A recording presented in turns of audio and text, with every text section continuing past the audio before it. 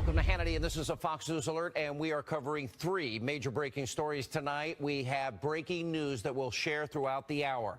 Democrats, the media, are proving they will attack this president over anything. They are now racing to politicize the death of an American serviceman that was killed in action. And also tonight, the massive Real Russia collusion story. It is expanding minute by minute. The Hill's John Solomon out with an explosive report today. The lawyer for the FBI informant who says Russian officials funneled money to the Clinton Foundation, while is saying her client was silenced by the Obama Justice Department. They knew all along. The lawyer, along with John Solomon, Sarah Carter, will all join us tonight.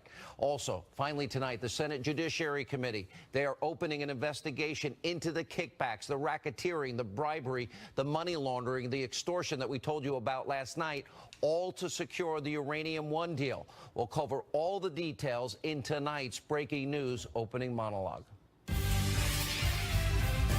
Now tonight for the hour, we're going to give you news and information no one else in this media, the liberal media, dares to cover, and it involves your national security. The evidence is now becoming more clear every single day. Now, we're going to get to all of this in just a minute, but first, in one of the most despicable, disgusting displays of politicizing a tragedy that we have ever seen is now happening. Now, we recently have watched as Democrats, they politicize every tragedy, whether it's the Vegas shooting or the hurricane damage in Florida, Texas, Puerto Rico.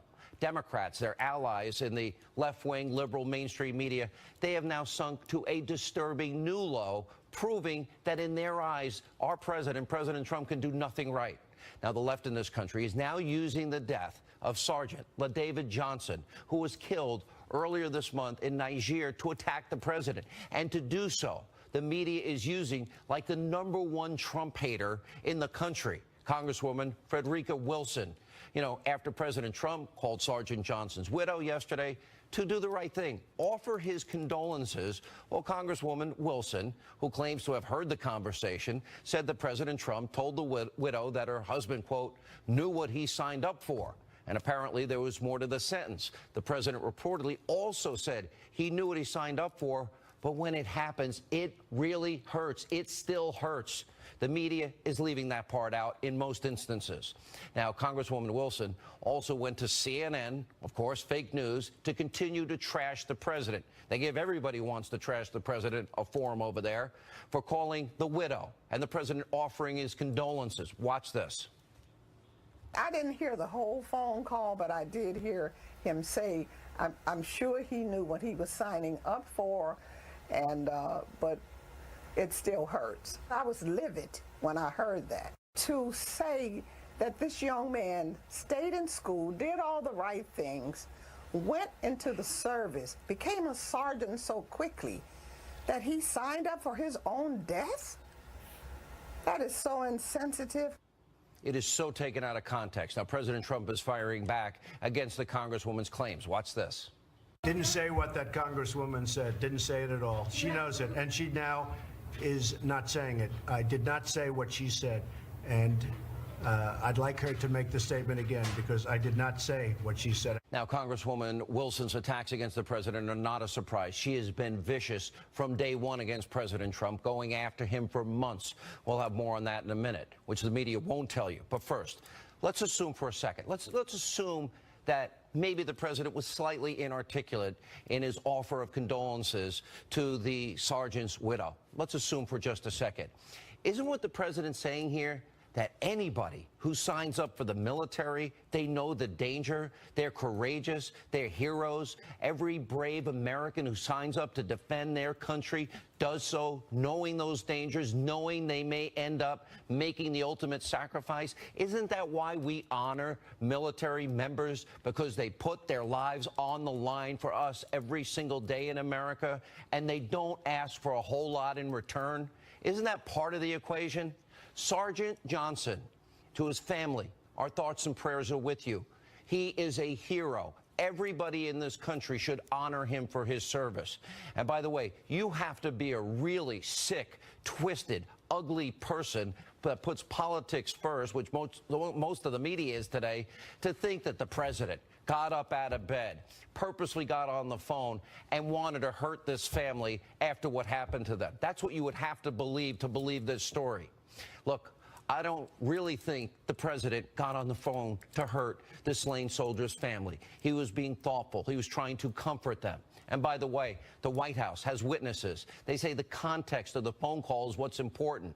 By the way, and the congresswoman, what she said, well, it's only part of what the president said. Now, there's also a big question that we all need answered in all of this. Is Congresswoman Wilson trying to exploit a tragedy here? And by the way, use a tragedy as an opportunity to attack the president, because it appears she is. She's hated the president from day one. No one else is telling you that in the media. This is not the first time the Congresswoman has attacked the president personally. Back in May, she was already predicting President Trump's impeachment, saying, quote, he doesn't realize that he is on the brink of impeachment and people will begin to call for him to be impeached, and the Republicans will have to join in because they need to be on the right side of history. And in August, Wilson proved she was no fan of President Trump. She tweeted, quote, well, if you support racists, you're a racist. At Real Donald Trump supports racists because he's a racist. That's what she says about our president. In June, she tweeted, if Real Donald Trump was a student at a school I served as a principal and behaved so crudely, he'd be expelled. Back in March, she was pushing the Russia collusion conspiracy theories. And finally, in June, in reaction to James Comey's testimony, she put out a statement saying, quote, what Comey described is impeachment of Justice 101. If all I heard is true and corroborated by his former colleagues in the investigation, I believe there's no question President Trump will be impeached. This is the woman that is leading this cause against the president, who called a widow in one of the worst moments in her life, the sad loss of her child. And of course, following right behind the Congresswoman, we have all the sheep in the lapdog media piling on the president, assuming the worst in President Trump, assuming that the Trump-hating Congresswoman is correct. They run, of course, only one side of the story. Watch this, as usual. Just put this into a long list of strange, bizarre interactions that the president has on a daily basis. I mean, we could find 10 or 11 or 12 yesterday of public record. We're talking about how he's incompetent, but how about insensitive?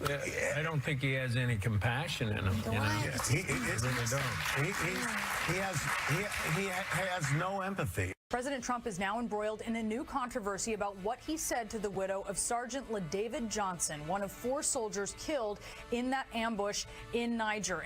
Every one of them are phony hypocrites. You know why? Where was the media outrage when it was revealed that then President Obama, he didn't even call one of his own generals, now President Trump's chief of staff, General Kelly, when his own son was killed in Afghanistan in 2010. Did you hear anything from any of those people in the media back then? I tend to doubt it. And there's also a 2010 report from a local Washington paper that says when a Gold Star parent called the White House to talk to President Obama, he was told Obama didn't typically make those kinds of calls. No wonder, according to a new Politico poll, 46% of the American people think you in the media make up stories about the president. You know why they think it? Because it's true. You do. And of course, it's selective moral outrage once again.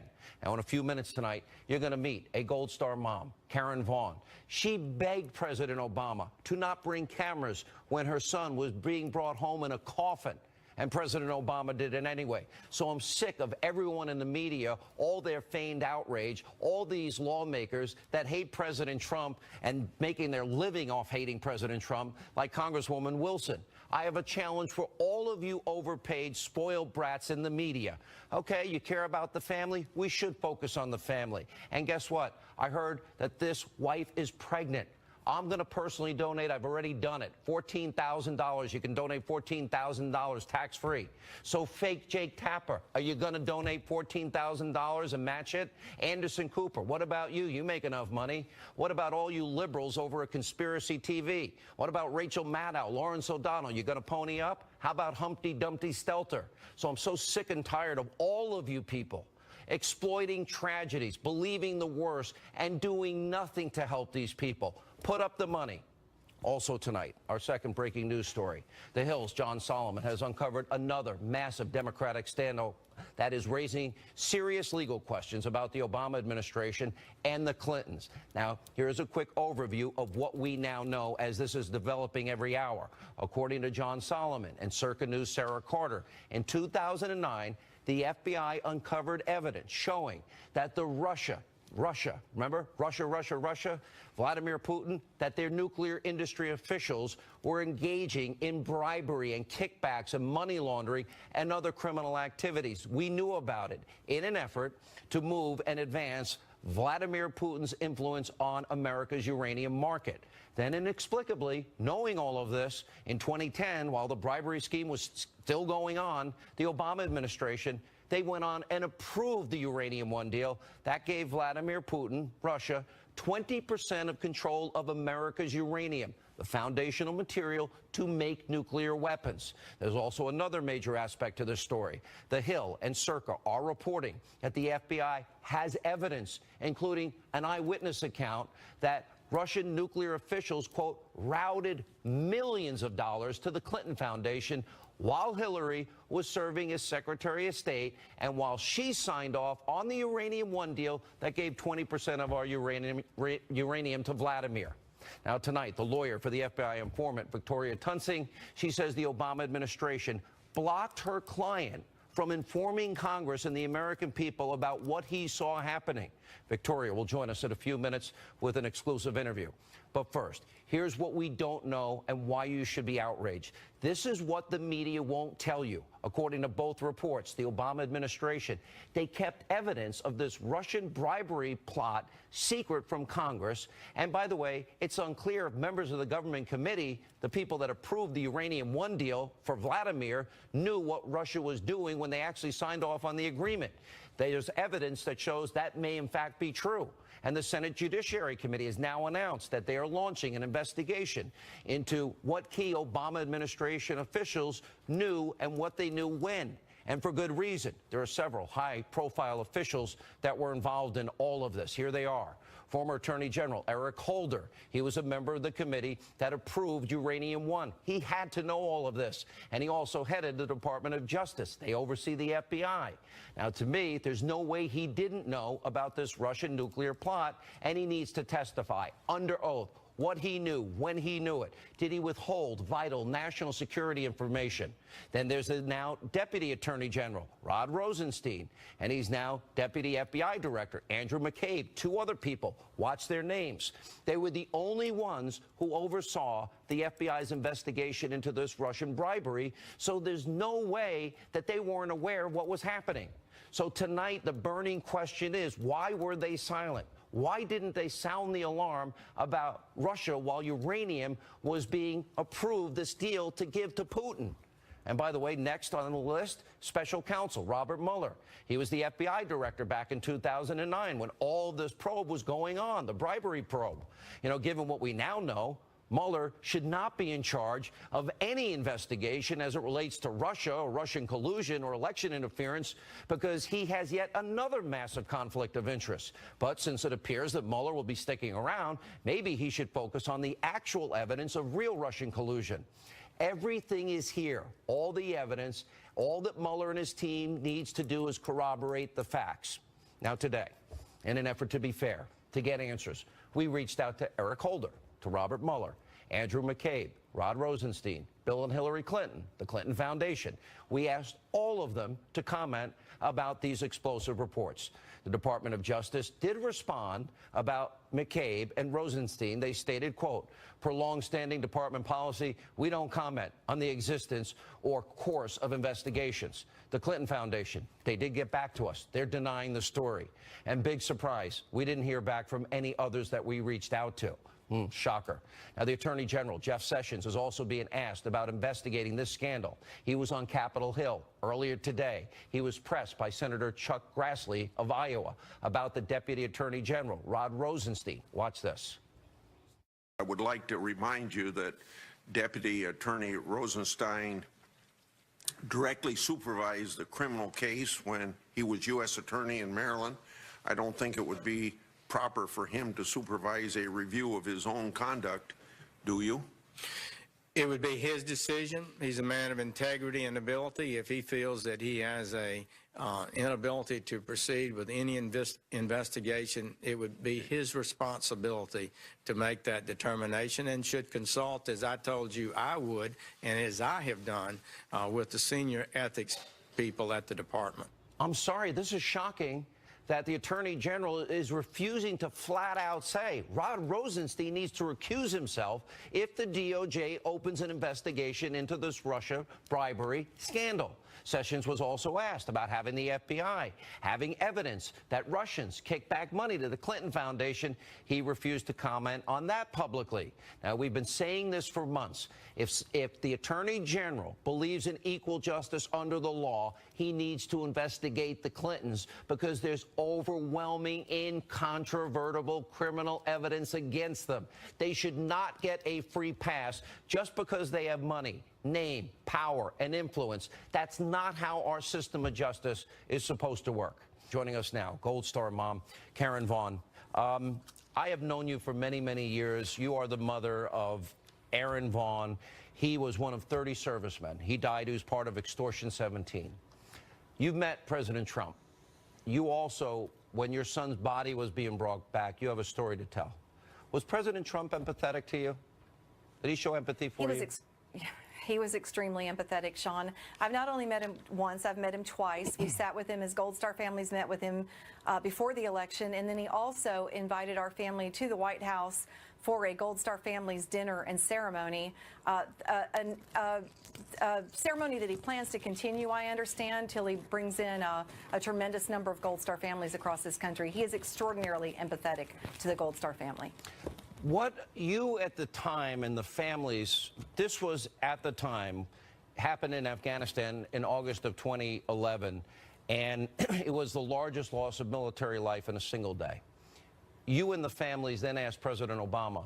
You said he was welcome to come when the bodies were being received, but you did have a request. The families had a request. What was it? The request was no press, no pictures, that this was a solemn, very private engagement, and that was agreed upon. And then, unfortunately, what happened is the next morning we found out that he did have a photographer there with him that night, and we didn't think too much about it. But the next morning, the picture of him saluting our son's caskets was plastered all over the media. The White House staff had released that photograph and had dishonored our very simple request to just let this moment be private. Our sons died 7,000 miles away from us, and we just wanted to welcome their bodies home. So President Obama didn't honor your request, which is a little unbelievable to me. He also didn't call some families, which we discovered too. And then we learned in the case, even his own general, when General Kelly lost his son, I don't want to drag you into the politics of this, but you did meet President Trump. And then you hear that General Kelly wasn't called. And then you see one of the biggest Trump haters attacking the president on this very issue that touches your family so deeply. My question to you is, do you sense this is being politicized, and your reaction to it? It's definitely being politicized. This is nonsense to even be discussing this, Sean. I know you're frustrated by it. I sense it in your tone, and I appreciate that. This is utter nonsense. When a person calls a family member whose loved one has just died overseas, it is an act of honor. I did not agree with President Obama, his policies, or anything else, but I did respect the fact that he came to Dover to meet our families. So, you just have to respect the extension of grace and mercy and love and respect that's given. And to turn this into a political stump for this congresswoman who seems to me to be desperate for attention is a gross undermining of the loss that's been suffered by this incredible family who I grieve with. They just jump on board, and they don't put in context how much this congresswoman hates the president. Karen, I've gotten to know you, love you. You're in my thoughts and prayers always. Thank you for being with us. Love you too, Sean. Thank you. Joining us now, Circa News' Sarah Carter. From the Hill, John Solomon, attorney Victoria Tunsey. She's representing that FBI informant at the center of this latest Clinton Foundation scandal. I'll start with you, Victoria. This is your client. He wanted to tell Congress about all of the bribery, all of the scheming, all of the kickbacks, all of the corruption. He had the information. He wanted to tell a story. What happened? Well, when he started working for the FBI in 2009, they had him sign what's called an NDA, a non-disclosure agreement. They never gave him a copy of it. And when he went public in 2016, way after all this case stuff was done, the Justice Department under Loretta Lynch called him and threatened him with his freedom if he violated the NDA. Now, I've never heard of an NDA that had a criminal penalty for violation, but they won't show him a copy of it. So we decided to go to the members of Congress and the Senate, and I have breaking news for you, Sean. While I was in makeup, I got a letter from Chairman Grassley asking my client to give them information. Now, what this does is set up a constitutional issue, because the executive branch cannot say to someone, don't you give information to the legislature. So it'll be a very interesting thing to see how the Justice Department responds. So they have the power to lift that NDA. That would be amazing. So we've got, Sarah, bribery, kickbacks, extortion, money laundering, and Vladimir Putin gets 20% of our uranium. All this money gets kicked back. I'm always a big believer, follow the money. Vladimir Putin was up to his eyeballs infiltrating. This is a real national security issue. Getting our uranium, it was his goal. Absolutely. Absolutely, Sean. It was a counterintelligence investigation to begin with. That's what my sources are saying now. This started out as a counterintelligence investigation, and what happened was, you know, the Russians, the United States had known that the Russians wanted to get by the disarmament process. They wanted to penetrate the American markets so then they could have Russian dependency, so people would be dependent on Russia. And that's what they were doing all along. And this is how they did it. They reached out to people that they knew would help them move legislation through, move the process through quickly. And apparently they found it, especially here in the United States. And, you know, we don't want to jump the gun here. We know this is ongoing and the Senate is now investigating this, but there was a large number of kickbacks and bribes and schemes that we still haven't uncovered yet. John, you broke this forward. This is important about the informant, and if Grassley is going, the Senator Grassley is going to allow this informant to talk in the Justice Department, who would have to sign off specifically? So Victoria is being a great attorney, and I've known her for many years, and I'd hire her myself in a second. Who would have to sign off on this? It would have to be the Justice Department, right? It would be, though the FBI might have a say too, because they would be concerned about what information, methods, and sources might be divulged by him. So I think it's going to be a two-tiered review. The FBI first and the Justice Department second. Where did the money come from? Because you talk about money laundering. Where did the money that got into the Clinton Foundation come from? Well, we don't know that yet. I think we have to find that out. We do know that the money for the kickbacks came from the form of the contract. So the Russian company would pay a contractor in the United States, and the contractor then would kick that money back to enrich Vladimir Putin's buddies back in Russia. That is what's been established in the court case. Where the money came from for the Clinton Foundation, we don't know, except what's in the public records. We know a bank interested in the deal gave Bill Clinton $500,000 speech fee. We know other people interested in the deal donated millions of dollars over the years. Is it possible, though? This is a real Russia collusion, influence, peddling, bribery, extortion, kickback scam now. Now the question is, who needs to get on this? Victoria, last word. Well, I think Bob Mueller needs to get off of it. Good point. I can't imagine that he doesn't have a conflict. Well, good. Well, very good point. All right. Any breaking news tomorrow, guys? Sarah, John? Stay tuned. Stay tuned. There's more to come down the pike, I'm sure. All right. I know what stay tuned means in your world. Thank you. We'll see you tomorrow then. We will get to the truth. The media is ignoring it. This is too important. This is going to be uncovered as one of the biggest scandals. Watch. When we come back, more reaction to Democrats, the media politicizing the death of a soldier to attack President Trump, and much more straight ahead. As we continue on Hannity, joining me now with more reaction to the left's latest attack on the president, America First Action spokesperson and senior advisor, former Milwaukee County Sheriff David Clark, and the author of Drone Warrior, maybe soon to be a movie, U.S. Army veteran Brett Belikovich is with us. Sheriff, you know, when you say about somebody that signs up, everybody that signs on to the military knows their life is at risk, and they do it anyway. And then the president goes on to say, and when something horrible happens, your worst fears, it hurts. Did he say anything wrong in that? Is this being politicized? Sure, it's being politicized. Look, President Trump is very sensitive in these situations. We know he supports the military. He made it clear during the campaign, and law enforcement as well. Look, I knew that thing was taken out of context. We all know for nearly 40 years myself in law enforcement. We know what we sign up for, and what he was talking about is they knew that they were defending the country. They knew that they were needed. They understood the sacrifice that had to be made. That thing was taken entirely out of context. Shame on the left and anybody who would exploit that thing over the body of a serviceman coming back in a flag-draped coffin. And you have one of the biggest Trump haters leading the pack. I watch this, and the media runs with it. It just disgusts me. Sean, look, I think it's a sad day in our country when we sunk into a new low where we're actually using a service member who gave everything to our country, who sacrificed everything, and using that death as a political tool to divide us even further. I mean, this man is a hero. This soldier is absolutely a hero. And the fact is, this tit-for-tat politics that's going on right now, it's not needed, and we got to get it away from the military. And Sheriff, listen, I'll be the first to admit, a lot of us in media are overpaid brats. So I put up 14 grand. You can donate tax-free to the family. And I'm asking all these spoiled brats that are politicizing it in the news media, put your money where your mouth is. Donate to this woman and this family and this child that will be joining this world soon.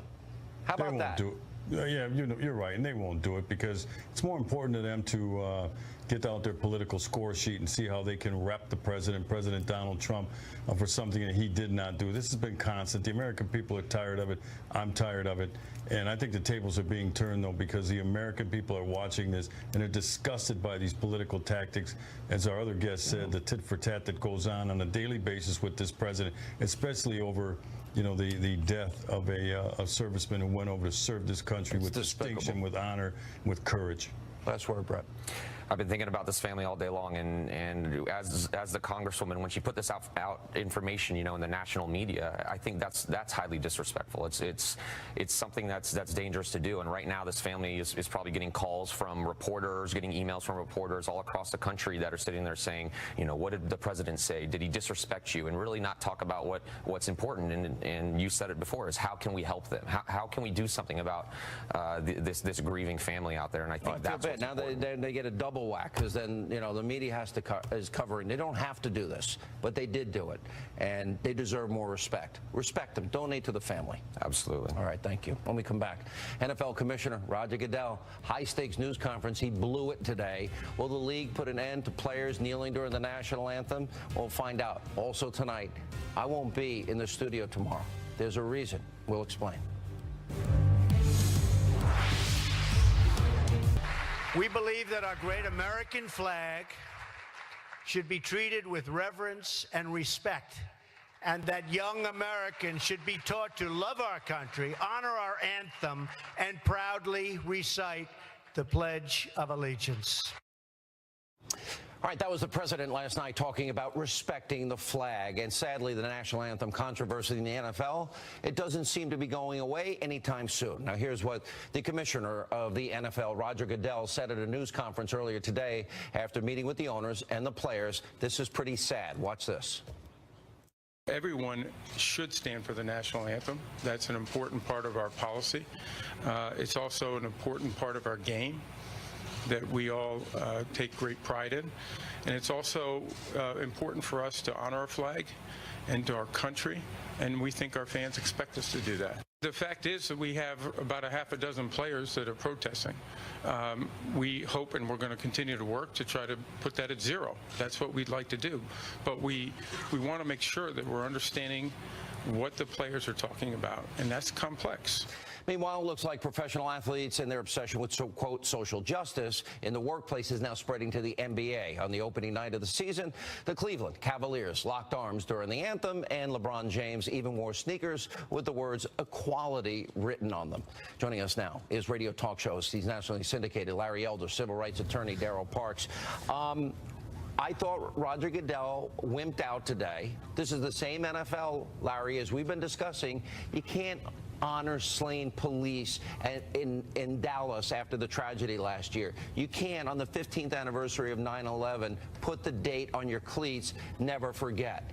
So why is the NFL, why now are other sports defying what the American people are saying loudly they don't want, politicizing as sports this way?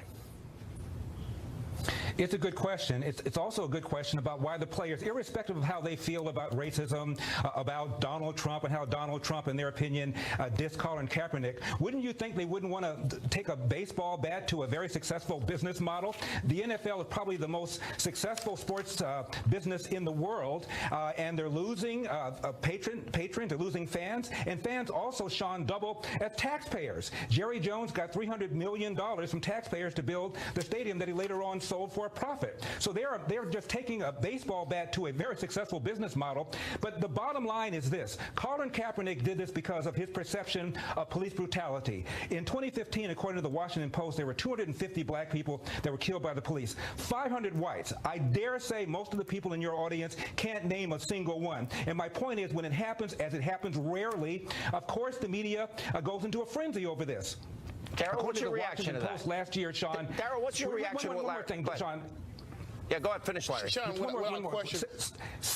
One more quick thing. 17 unarmed black men were killed by the police last year. 17. That is not very many, as opposed to 5,000 blacks killing other blacks, mostly young black men killing other young black men. If we really are concerned about black lives, why aren't we talking about that? That far exceeds the small number of blacks that are killed by the police every year. Darryl, I want you to respond to what Larry just said. Without question, I think he's mixing up the issue. I think without questions, the commissioner had it right. This is not about protesting the flag or the anthem. Without question, these athletes, the NFL players, have the right to have the issues addressed. The NFL has taken a good position, one, to move past the protest issue and deal with the issues that the athletes have brought to the league. And so now that we're dealing with the issues, I think you'll see less athletes protesting because the NFL has taken the issues very seriously, brought the players to the table, and started addressing the issues. That's all they wanted. It was never about the flag. It was never about protesting the anthem. It was about bringing issues to the forefront of America and dealing with the issues. The issue we're having is that we have some issues in policing that exist in the country. We've had many deaths, and we have to deal with those issues. Those are the important issues. Throwing out numbers just to throw out numbers doesn't address the issue. All right, we got to leave it there. When we come back, we have a famous celebrity icon speaking out how she was sexually harassed as a teenager. Another person talking about pedophilia in Hollywood.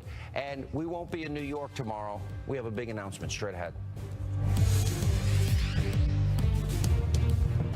And welcome back to Hannity. There is more explosive fallout from the Harvey Weinstein scandal tonight. It seems like every single minute of every day, we are learning more and more about how disturbing this casting couch culture is in Hollywood, how everybody knew and no one did a thing to stop it. Now, actress Molly Ringwald, famous for her roles in movies like The Breakfast Club and Pretty in Pink, well, she's penned an essay in The New Yorker where she describes being sexually assaulted by a director. She was only 14 years old. And it doesn't stop there. Celebrity icon Martha Stewart has now come forward saying she was sexually harassed working as a model at age 16. Also, we mentioned last night, Deadline senior editor Dominic Patton is now reporting that the Los Angeles city attorney is now going to prosecute Harvey Weinstein if, in fact, victims come forward. And he joins us now with more. Okay, what can you tell us about this? Well, Sean, what we're seeing here is the beginning of what could likely be a very, very deep investigation out here on the West Coast. Officially, the LAPD has not started an investigation, though as we reported exclusively last week, they are considering it. Of course, the NYPD and police over in the UK are looking into complaints. But what the LA city attorney has said is if credible evidence comes forward, they will prosecute and pursue convictions against Harvey Weinstein. So this now raises the stakes here in the City of Angels. All right, so you now have investigations in New York, maybe L.A., and the United Kingdom. I've been reading that Harvey Weinstein, if they prosecute, could be looking at, what, 25 years in jail?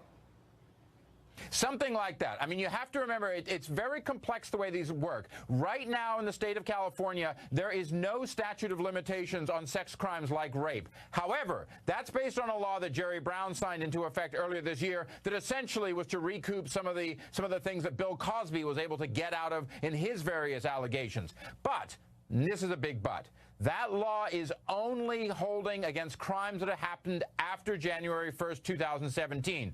Otherwise, the previous 10-year statute of limitation still holds in the state of California. However, let's be clear, that doesn't mean that it didn't happen here. Of course, in New York, they're looking at similar things, and of course, as I said, in London. All right, Dominic, thank you for that report. We appreciate it. Now, we've been telling you all week, this is the tip of the iceberg.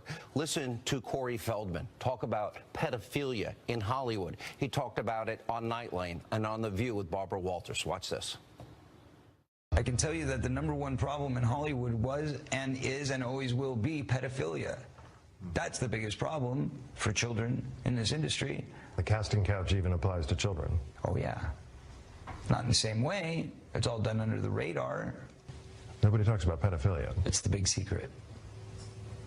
And it's widespread? Oh, yeah. I was surrounded by them when I was 14 years old. Surrounded. Literally. Didn't even know it. It wasn't until I was old enough to realize what they were and what they wanted and what they were about and the types of people that were surrounding me till I went, oh my God, they were everywhere like vultures. I'm saying that there are people that were the people that did this to both me and Corey that are still working, they're still out there, and they're some of the richest, most powerful people in this business. And they are and they do not want me saying what I'm saying right now. Are you saying that they're pedophiles? Yes. And that they're still in this business? Yes. You don't go into it thinking that it's all roses and sunglasses. You're damaging an entire industry. Joining us now with reaction, author of the brand new book, Through Your Eyes, My Child's Gift to Me. She, of course, well-known co-host of the #1 morning show, Fox and Friends. Ainsley Earhardt is here. By the way, this is your second in a series. We need this after we just heard that soundbite. That breaks my heart. Well, this is what I honestly, because now, and you always have the best illustrations. You got a really cute picture of your daughter on the back, which is awesome. So you have a young daughter. I do. And all these young girls, and now he's talking about pedophilia, and everybody's coming out. It's like almost everyone. Right. This is real in Hollywood. Right. The media knew about it. They spiked the stories on Weinstein. Hollywood knew about it. I know. Well, the book is called Through Your Eyes because it's about seeing life through the eyes of your child. But I had my dad here with me yesterday when the book launched. He flew out today. But it reminds me, when I hear these stories, I wanted to move to LA. I wanted to be in New York. I wanted to be a child actress. My parents said, you can make that decision when you get older. You're going to college, and then you can make choices for yourself. So they were protecting you. I'm so glad they did. I hear all these stories. And Molly Ringwald, I read the article in the New Yorker about what she said, and she said that her parents were with her, and she was harassed. A director put his tongue down her throat when she was 14 years old. Another man pressed up against her to get sexually aroused when she was 13 years old. And she said she had very protective parents that traveled with her and were with her all the time. So I'm really glad my parents protected me from that. You know, and it actually dovetails into your book nicely. And one of the things, and I know there's a second in the series for you, it's like things that we parents find aggravating. Rain, snow, leaves and the trees blowing, and then you have to rake them, cutting the lawn and flowers and bees and all. It's like when you do look at life and when you slow down and you see it through your kids' eyes, it's a beautiful thing. So true. And then you juxtapose it to the evil in this world. That's right. That's right. That's why we need to hold on to our children and just remember that we need to look at life with the lens of a child. She walked out one day and she had never seen rain, and we walk out and I left my umbrella and I had to turn the stroller around, and in New York it's just not convenient because all the taxis are taken when it rains. I had to go back upstairs to get my umbrella, and I was, just delayed. I was mad. I turned the stroller around and I look at her, and she has these big eyes and her mouth is wide open and she's looking at the rain, and I thought, this is my little girl, the first time this human being has ever seen rain, and it changed my perspective that day. I was with her when she saw a dog for the first time, and she's cackling. I said, I hate him. This is a dog. And I loved that she was a dog lover instantly. Oh, great. I'll send 3 dogs over for your daughter. Bring them over. Not yet. Oh, okay. But one day we're going to go and pick out a dog. So I'm really looking forward to that. But this is it's what our children teach us. And we could all go on and on about what our kids bring to the table. Well, it goes through all of that. All those things that they see that we take for granted. The rain, the sun, the snow, the stars, the beautiful park, animals, and things like that. Thank you so much. One last question, though, and it's related to both issues, I think. I remember when I was a kid, I would get off the school bus. My parents had no clue where I was. Right. I knew where my kids are every minute of every day. Times have changed. And it's funny because I met your father yesterday because you were on the radio show. And he said the same thing. I know. You didn't have the restrictions that you'll put on your daughter because of all of this evil. Sad, isn't it? You're absolutely right, because a few people change everything for all of us. Look at 9/11. You can't get on an airplane without being frisked, basically. I mean, they go through your bags. That's after 9/11. You can't take liquids on a plane because a few jerks did all of this, evil people, and it changes everything for all of us. But we have to be protective, and that's our job as parents. Yeah. Well, you know, this is a great book. Thank you. The illustrations are phenomenal. It's really well done. And where are you going to be? You're doing a book signing tomorrow in South Carolina? Yeah, tomorrow will be Connecticut, in Madison, Connecticut, and then Friday, Myrtle Beach, Saturday, Columbia, South Carolina, and Sunday, Greenville. AinsleyEarhartBooks.com. You can buy the book there, or you can get the schedule. But we're giving proceeds to Folds of Honor. Are you going to do that in the morning, you said? So tomorrow, we have Major Dan Rooney, who started that organization. His story is incredible. You should stay tuned for that. We have a big surprise for him tomorrow, and I won't reveal what that is. But tomorrow on Fox and Friends. And then on the back is a picture of you and your daughter, which is really cute. Isn't she cute? Very cute. Thanks. I love her cute. so much. I love okay, you want to kiss the picture? Okay, there we go. I love her. Thank you, John. Thanks for being with us, and congrats on being number one in the morning. Well, that's because your viewers and you. Thank you. Well, you're number one in the morning. It's the best show on cable, no doubt. When we come back, we do have an exciting announcement. We're not going to be in this studio tomorrow, and there's a really good reason why, and we'll tell you about it next. Welcome back to Hannity. So actor Kirk Cameron is returning to the big screen, but not with a Hollywood film. Instead, he is hosting his faith-based event. It's called Revive Us 2, which is in theaters nationwide. You can go see it October the 24th. Watch this. Over 150,000 believers gathered in theaters across America for a national family meeting. We prayed, we worshiped, we put our faith into action, and something remarkable happened. But we didn't cross the finish line. We crossed the starting line. Today, some say that we've become more divided as a country than ever. Divided over race, politics, religion. Even our families are divided, and they say it's only getting worse. But you and I know something they don't. An awakening has begun. Here in studio, actor and founder of Revive Us 2 is the one and only Kirk Cameron. I'm not going to mention names, but there are people here who say, "Oh, he was my childhood crush," which made me laugh. You know, I know you do these events, and you get hundreds of thousands of people. It's called a Fathom event, right?